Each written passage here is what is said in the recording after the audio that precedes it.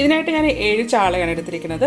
അത് മുറിച്ചതിന് ശേഷം ഇതുപോലെ ഒന്ന് വരഞ്ഞെടുത്തിട്ടുണ്ട്. അതിന് ശേഷം കഴുകി എടുത്തേക്കും കേട്ടോ. ഇനി ഇതിൻ്റെ പുറമെ ഒരു മസാല പറ്റണം. അതിനായിട്ട് ഒരു നുള്ളു മഞ്ഞൾപ്പൊടി, 1/4 ടീസ്പൂൺ കുരുമുളക് ചതച്ചത്, 1/2 ടീസ്പൂൺ മുളക് പൊടി, കുറച്ച് ഉപ്പ്, ഇത്രയും സാധനങ്ങൾ ചേർത്തിട്ട് ഇതൊന്ന് നന്നായിട്ട് പുരട്ടിയെടുക്കണം. ഇതിൻ്റെ പുറത്ത് പുരട്ടാൻ വേണ്ടിയിട്ട് കുറച്ച് മസാല തേച്ച് വെച്ചാൽ മതി കേട്ടോ. ഇനി നമ്മൾ നിറയ്ക്കാൻ വേണ്ടിയിട്ട് എന്താ പറയുക, പൊള്ളിക്കാൻ വേണ്ടിയിട്ട് നമ്മൾ വേറെ മുളക് പൊടിയും മല്ലിപ്പൊടിയൊക്കെ ചേർക്കുന്നുണ്ട്. അപ്പോൾ അതിൽ നല്ലപോലെ ഇട്ടേച്ചാൽ മതി കേട്ടോ. ആദ്യമേ നമ്മളിതൊന്ന് വറുത്തെടുക്കും കേട്ടോ. വറക്കാൻ വേണ്ടിയിട്ടാണ് നമ്മൾ ഈ കുറച്ച് മസാല പറ്റി വറക്കുന്നത് കേട്ടോ. വെള്ളമൊന്നും ഒഴിക്കേണ്ട ആവശ്യമില്ല. വെള്ളമൊന്നും ഒഴിക്കാതെ തന്നെ നമ്മൾ ഇതിൻ്റെ അകത്തൊക്കെ മുളക് പൊടിയും കുരുമുളകൊക്കെ ഒന്ന് പുരട്ടിയാൽ മതി കേട്ടോ. അപ്പം മീനിൻ്റെ പുറത്തെ വെള്ളം മാത്രം മതി. എന്താ ഇതുപോലെ പുരട്ടിയതിന് ശേഷം ഇതൊരു 15 മിനിറ്റ് നേരത്തേക്ക് മാറ്റി വെക്കാം. ഇനി ആ മീനൊന്ന് വറക്കണം. അതിനായിട്ട് ഞാൻ ഒഴിക്കുന്നത് വെളിച്ചെണ്ണയാണ്.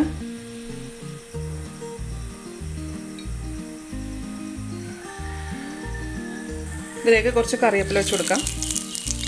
അതിനുശേഷം അതിൻ്റെ പുറത്തേക്ക് മീൻ വെച്ച് കൊടുക്കാം. ഇനി ഇത് ഫ്രൈ ചെയ്യുമ്പോൾ നമ്മൾ സാധാരണ മീൻ ഫ്രൈ ചെയ്യുന്ന പോലെ അത്രയും മൂക്കെ വറുത്തെടുക്കണ്ട. ചെറുതായിട്ട് ഇതിൻ്റെ പുറമൊക്കെ ഒന്ന് മൂത്തേച്ചാൽ മതി കേട്ടോ. ഇത് എന്തിനെങ്ങനെ ചെയ്യുന്നതെന്ന് വെച്ചാൽ ഇത് പൊതി കെട്ടുമ്പോൾ മീൻ ഉടഞ്ഞു പോകാതിരിക്കാൻ വേണ്ടിയിട്ടാണ് കേട്ടോ. ചെറുതായിട്ടൊന്ന് മൂത്ത് തുടങ്ങിയിട്ടുണ്ട് കേട്ടോ.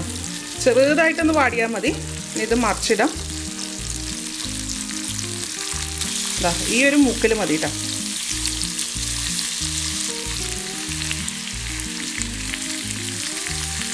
ഈ സൈഡും അതുപോലെ തന്നെ മൂത്തതിന് ശേഷം നമുക്ക് മാറ്റാം കേട്ടോ. ഇപ്പോൾ ഇത് 2 സൈഡും ചെറുതായിട്ടൊന്ന് വാടിയിട്ടുണ്ട് കേട്ടോ. ഇനി നമുക്കിത് സ്റ്റൗവിൽ നിന്ന് മാറ്റാം. ഇതുപോലെയാണ് ഇരിക്കുന്നത്.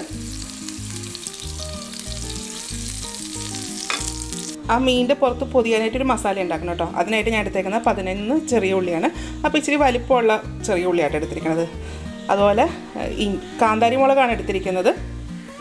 കാന്താരി മുളക് ഇല്ലയെന്നുണ്ടെങ്കിൽ പച്ചമുളക് എടുത്താലും മതി കേട്ടോ. അപ്പോൾ അത് എരിവിന് ആവശ്യമുള്ളതാണ് എടുക്കേണ്ടത്. ഒരു മീഡിയം വലിപ്പത്തിലുള്ള ഇഞ്ചി, ഒരു വറ്റൽമുളക്, 1/2 കപ്പ് തേങ്ങ. അപ്പോൾ ഇത്രയും സാധനങ്ങൾ ഒന്ന് ചതച്ചെടുക്കണം. ഞാൻ ഇതുപോലെ ഒരു ഇടികല്ലിലിട്ടിട്ടാണ് ചതയ്ക്കുന്നത്. നിങ്ങൾക്ക് ഇടികല്ലില്ലാന്നുണ്ടെങ്കിൽ സാധാരണ മിക്സിയിലിട്ടിട്ട് അരച്ചാലും മതി കേട്ടോ.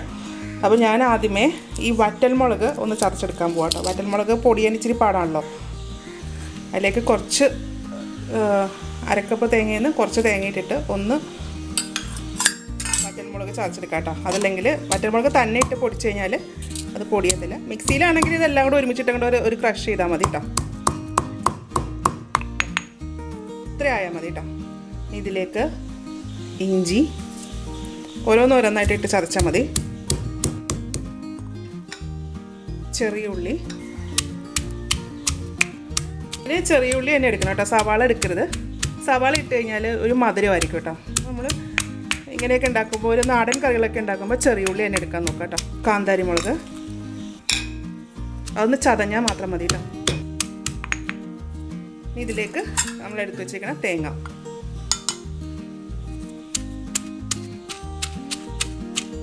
ഇതിൻ്റെ അകത്ത് കുറച്ച് പൊടികൾ ഇറക്കാനുണ്ട്. 1/2 ടീസ്പൂൺ മഞ്ഞൾപ്പൊടി, 1.5 ടേബിൾ സ്പൂൺ മല്ലിപ്പൊടി. ഇനി ഇതും കൂടെ ഒന്ന് ഇതിലേക്ക് ഇട്ടൊന്ന് ചതക്കാം കേട്ടോ. ഇങ്ങനെ ആക്കുമ്പോഴാണ് ഇതിന് കുറച്ചും കൂടി ടേസ്റ്റ് വരുന്നത്. ഇത് മതി. നമ്മൾ നേരത്തെ മീൻ വറുത്ത എണ്ണ ഇവിടെ കുറച്ചിരിപ്പുണ്ട് കേട്ടോ. ഇത്ര കുറച്ചേ ഉള്ളൂ, അത് മതി. ഇനി അധികമൊന്നും വേണ്ട. ഇതിലേക്ക് ഇപ്പം നമ്മൾ ചതച്ച് വെച്ചിരുന്ന ആ തേങ്ങയുടെ കൂട്ടുണ്ടല്ലോ അതിട്ട് കൊടുക്കാം. കുറച്ച് കറിവേപ്പില, ശേഷം ഉപ്പ് ആവശ്യത്തിന്. ശ്രദ്ധിക്കണം, നമ്മൾ മീനിൻ്റെ അകത്തും ഉപ്പ് ചേർത്തിട്ടുണ്ട് കേട്ടോ. ഇനി ഇതിലേക്ക് ഞാൻ പുളിക്ക് വേണ്ടിയിട്ട് കുടംപുളിയാണ് ചേർക്കുന്നത്. ഇതിപ്പോൾ ഒരു കുറച്ച് വെള്ളത്തിൽ ഞാൻ പുളി കുതിർത്ത് വെച്ചിരുന്നതാണ്. അതൊന്ന് ഇതാക്കിയതിന് ശേഷം ഈ വെള്ളം ഇതിൻ്റെ അകത്തേക്ക് ഒഴിക്കണം. അതിനുശേഷം ഈ പുളി പിച്ചിക്കീറിയിടാം.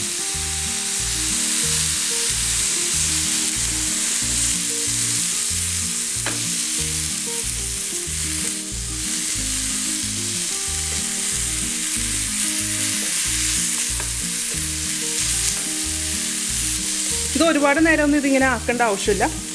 ഇത് മതി. സ്റ്റൗ ഓഫ് ചെയ്യാം. ഇനി ഇത് വാഴയിലയിലാണ് നമ്മൾ പൊതിയുന്നത്. അപ്പോൾ വാഴയില എടുത്തിട്ട് ഞാൻ വാട്ടിയെടുത്തിട്ടുണ്ട്. ഇനി ഇതിലേക്ക് നമ്മൾ ഉണ്ടാക്കി വെച്ചിരിക്കുന്ന ആ തേങ്ങയുടെ കൂട്ട് വെച്ച് കൊടുക്കാം.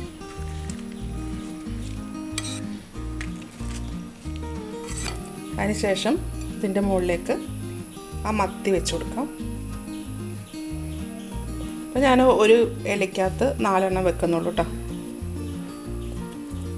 വേണമെന്നുണ്ടെങ്കിൽ എല്ലാം കൂടെ ഒരുമിച്ച് ആക്കാം കേട്ടോ. അതിൻ്റെ മുകളിലേക്ക് കുറച്ചും കൂടെ ആ തേങ്ങയുടെ കൂട്ട് വെച്ച് കൊടുക്കാം. അതിനുശേഷം ഇതിൻ്റെ മുകളിലേക്ക് ഞാൻ 2 തക്കാളി വെച്ച് കൊടുക്കുന്നുണ്ട് കേട്ടോ. ഇതിൻ്റെ മുകളിലേക്ക് 1 ടീസ്പൂൺ വെളിച്ചെണ്ണ, അത് പച്ച വെളിച്ചെണ്ണയാണ്, ഒഴിക്കാം. അപ്പോൾ ഇങ്ങനത്തെയൊക്കെ ഉണ്ടാക്കുമ്പോൾ വെളിച്ചെണ്ണ തന്നെ ഉണ്ടാക്കാൻ നോക്കൂ കേട്ടോ, അതാണ് ടേസ്റ്റ്.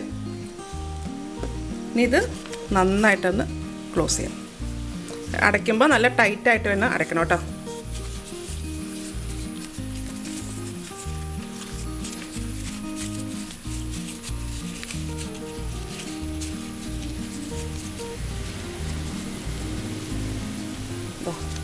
ഇതുപോലെ കെട്ടി വെച്ചതിന് ശേഷം നമ്മൾ വാഴനാര് വെച്ചിട്ട് തന്നെയാണ് ഞാൻ കെട്ടുന്നത് കേട്ടോ.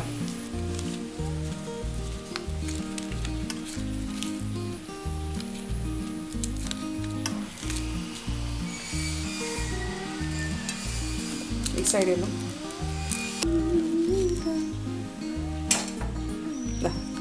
ഇതുപോലെ കേട്ടോ നമ്മൾ പൊതി കെട്ടിയേക്കുന്നത്. ഇത് പൊള്ളിക്കാൻ വേണ്ടിയിട്ട് ഞാനൊരു തവയാണ് ചൂടാക്കാൻ വെച്ചിരിക്കുന്നത്. ഇതിലേക്ക് കുറച്ച് വെളിച്ചെണ്ണ ഒഴിച്ചു കൊടുക്കാം കേട്ടോ. അപ്പോൾ നമ്മളിത് വെക്കുമ്പോൾ അടിവശം കരിഞ്ഞു പോകാതിരിക്കാൻ വേണ്ടിയിട്ടാണ്.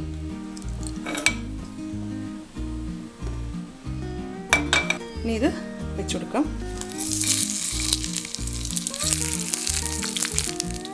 മൂടി വെച്ച് അടയ്ക്കാം. ഇനി ഇത് ചെറിയ തീയിൽ വേണം കേട്ടോ, അതൊന്ന് വെന്ത് വരാനായിട്ട്. ഇപ്പോൾ കുറച്ച് സമയം ആയിട്ടുണ്ട് കേട്ടോ, എന്തായാലും നോക്കാം.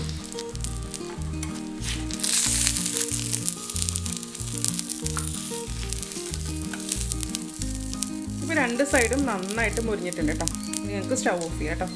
ഒന്ന് ചൂടാറട്ടെ, അതിന് ശേഷം ഇത് ഓപ്പൺ ചെയ്യാം. ഇത് തുറന്ന് നോക്കാം കേട്ടോ.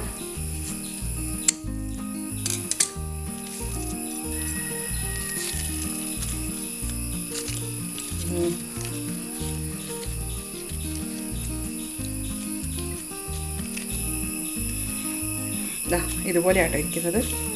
അപ്പോൾ ഇതുപോലെ ഒന്ന് എല്ലാവരും ഒന്ന് ഉണ്ടാക്കി നോക്കൂട്ടാ. ഉണ്ടാക്കി നോക്കിയിട്ട് ഇതിൻ്റെ അഭിപ്രായം എൻ്റെ കമൻറ്റ് ബോക്സ് ഇടുക. എൻ്റെ ചാനൽ ആദ്യമായിട്ടാണ് കാണുന്നതെങ്കിൽ സബ്സ്ക്രൈബ് ചെയ്യുക. വീഡിയോ ഇഷ്ടമായെന്നുണ്ടെങ്കിൽ ലൈക്ക് ചെയ്യുക, ഷെയർ ചെയ്യുക. അപ്പം ഇനി അടുത്ത ദിവസം അടുത്ത റെസിപ്പി ആയിട്ട് കാണാം. Thank you.